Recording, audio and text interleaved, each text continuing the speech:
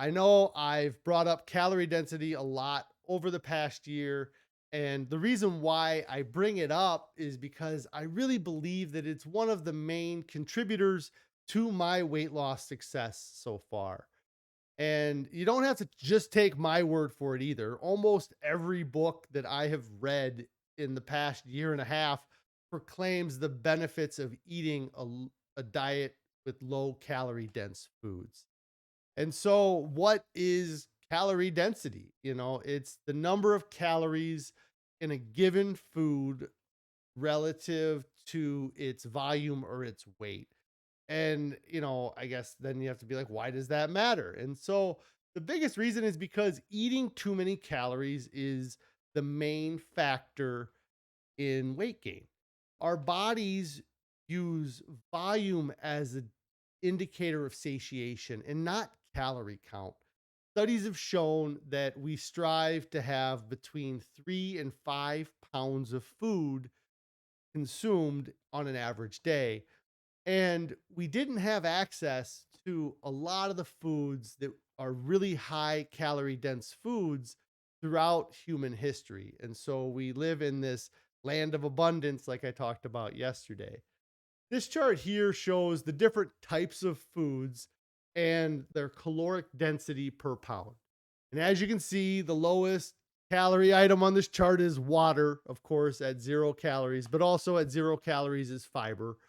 Then coming in at 100 calories per pound, you have green leafy vegetables. Next to that are the other non starchy vegetables and mushrooms.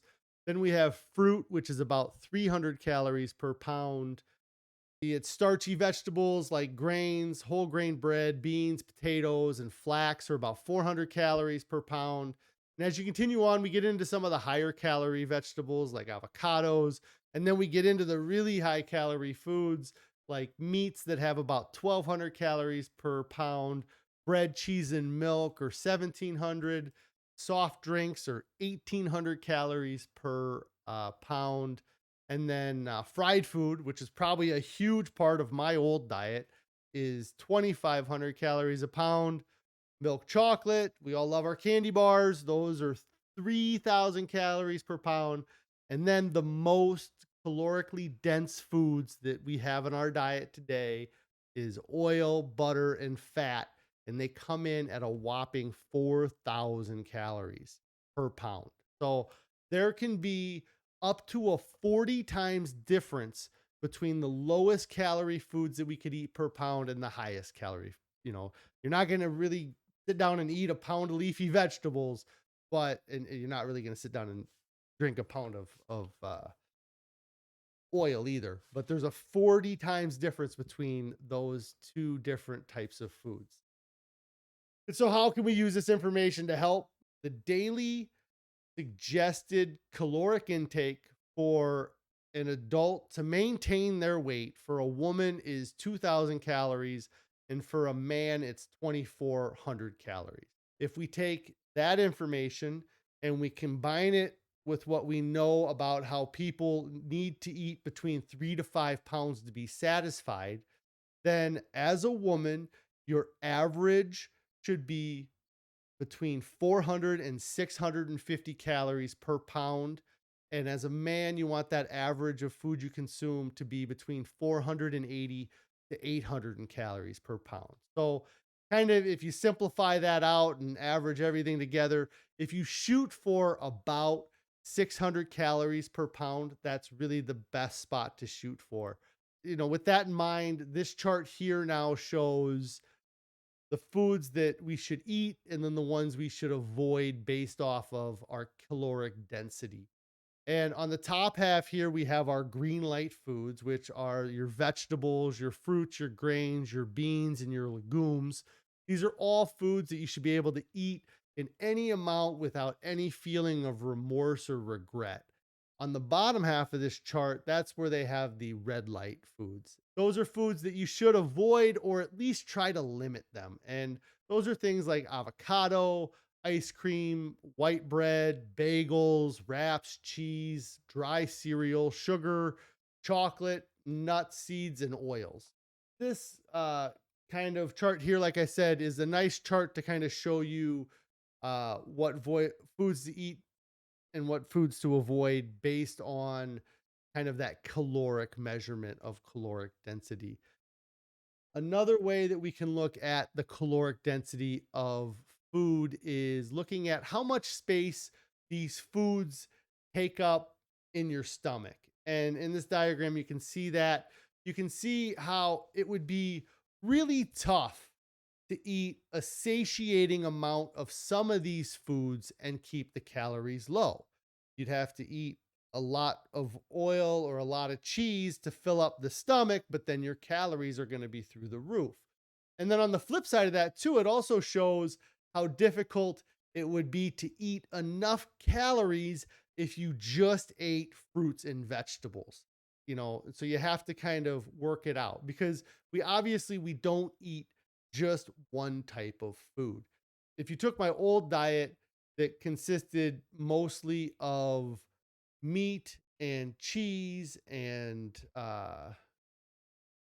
fried foods, then the average of those things together, if you just took the meat, cheese, and fried food, don't even put oil in there when there was probably plenty of oil, but the average on that is about 1,800 calories. And if I'm going to be eating to satiation, which means I eat between 3 to 5 pounds of those foods, then that would mean in a day of eating 3 to 5 pounds of meat, cheese, and fried foods, that my daily caloric intake would be between 5,400 to 9,000 calories. And so it's no wonder I was almost able to get to 3 times the healthy weight for an adult of my height. I was eating 3 times the calories that somebody should be eating. And now that I have corrected this, my weight has been coming down pretty consistently, especially when I stay on diet. So, what do we do if we don't count calories? You need to start changing your focus from counting calories to counting nutrients. And it's because the nutrient density in your body's tissue is proportional to the nutrient density of your diet. You are what you eat, is pretty much what that sentence says, right? In order to track that nutrient content or to pay attention to that nutrient content, we can look at Dr. Fuhrman's ANDI score. And what the ANDI stands for is the aggregate nutrient density index. And what this does is it ranks the nutritional value of many of the common foods on a basis of how many nutrients they deliver to your body for each calorie consumed. And so that's kind of where they get this equation here. Health is equal to nutrients divided by calorie. And so in this equation, to increase your health, you need to increase your nutrients, decrease your calories, or do both. And unlike food labels, which only list a few nutrients, the Andy score was actually based on 34 important nutritional parameters. And the foods were ranked on a scale from 1 to 1,000. You can see on the top of this list is an item like kale or watercress or collards. Those all scored the highest, so they got an A plus on the nutrient density chart here. On this chart here, you can see the full list of the scores here, and there's no set number that you want to achieve here. You just kind of want to work towards making most of your diet consist of the items in the first two columns. You want things like kale and spinach and cauliflower, peppers, mushrooms, beans, and corn. And you want to eat less of the items that are in the last column, the things like the fish, the eggs, the white bread, the oil, the corn chips, and the soda. Going back to the first chart I showed you here, and you combine the calorie density with the nutritional density or the nutrient density, we can see a layout of the foods that we should eat and the foods that we should be avoiding.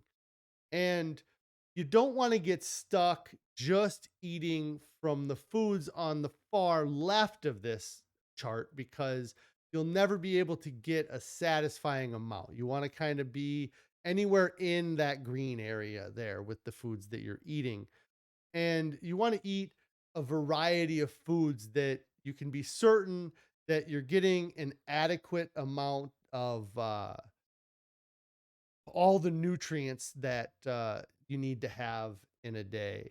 And so, how do you use this information to help?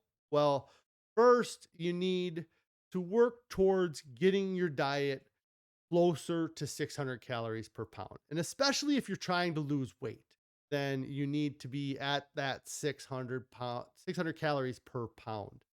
And really, the easiest way to do that is to eat a whole food plant based diet, because the foods on a whole food plant based diet, almost all of them are at or below that 600 calorie mark. And then on top of eating a whole food plant based diet, you have to make sure that you're eating enough food to be satisfied, because, it's great to try to lose weight and it's awesome to see those great numbers on the scale, but under eating leads to binging and really bad food choices. And for me, going to bed with a full stomach is one of the most satisfying aspects of my diet. And then finally, you need to eat a variety of foods, because this helps guarantee that you're going to get an adequate amount of the essential nutrients. If you just sat down and ate just bananas all day long, you could go on for a while, but there are nutrients that you're not going to be getting quite enough of, or you might be missing out on because you're just eating bananas. You need to eat a variety of foods.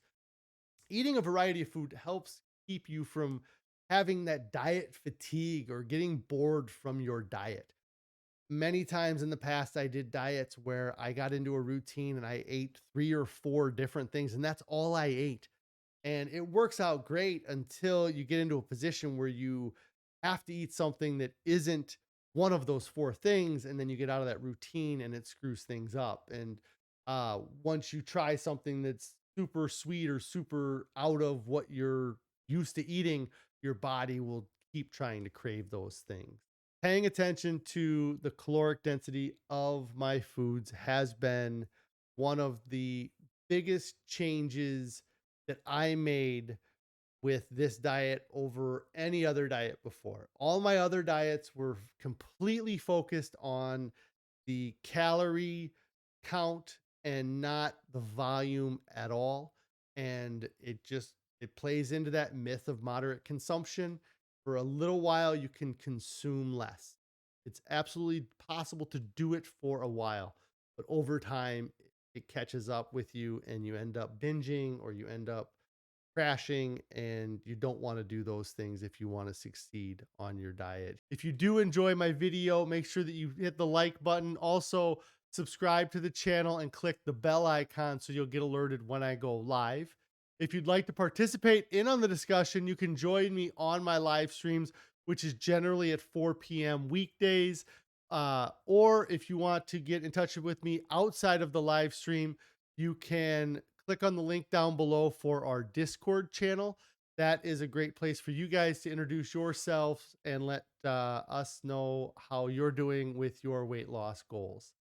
Also, down in the description below, there is a link for a Pinterest board. That Pinterest board has a lot of the meals and recipes that we have been enjoying while eating a whole food, plant based, SOS free diet.